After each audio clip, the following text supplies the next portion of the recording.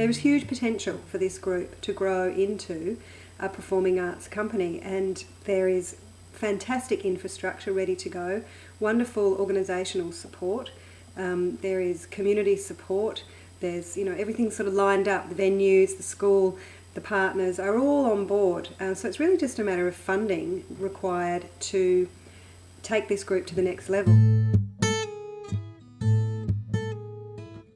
Because it's a smaller group, they're lucky enough to be able to have some really intensive input into learning the specific performing arts skills.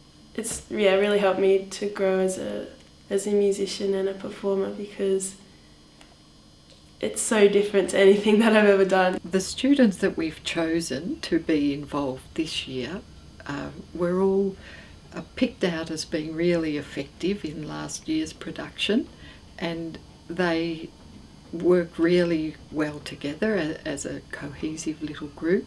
And they've also got some of our former students with them in the group too. I really loved working with the group of people that we had, particularly on one of the days when it felt that we all really were artists in the one room, all working together, and there were no real boundaries between us. We were all artists working on the one project.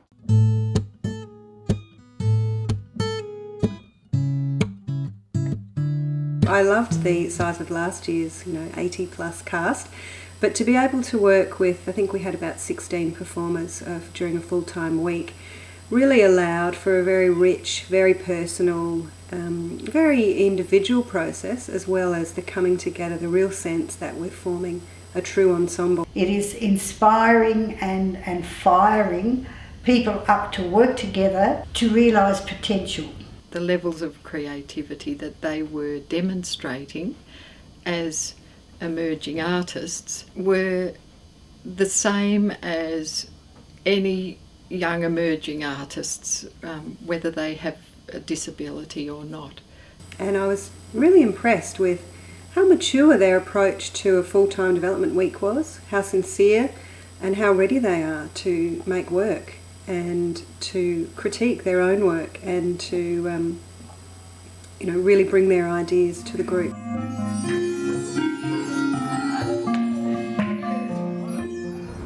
I feel really happy today because it's a really good day to have some fun.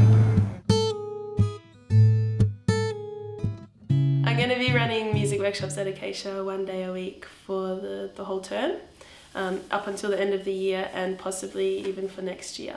And so the idea will be to work on rhythm skills and vocal skills that then can be threaded into the show.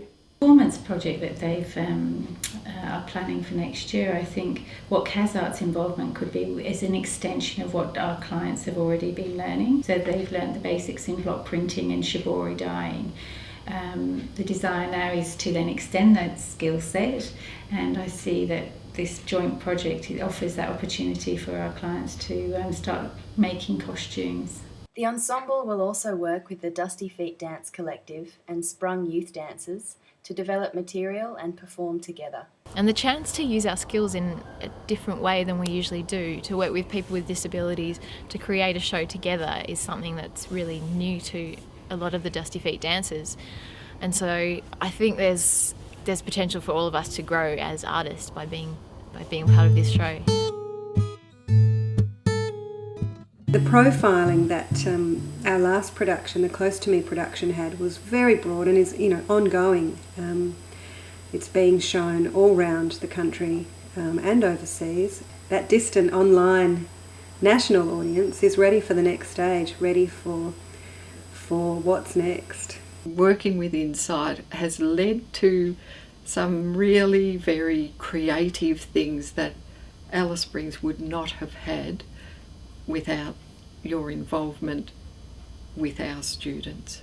The majority of the students are Indigenous as well. They're coming in as artists in their own right, and that they've got something to offer. They are now out there with other emerging artists, being able to show that they are capable of doing these things.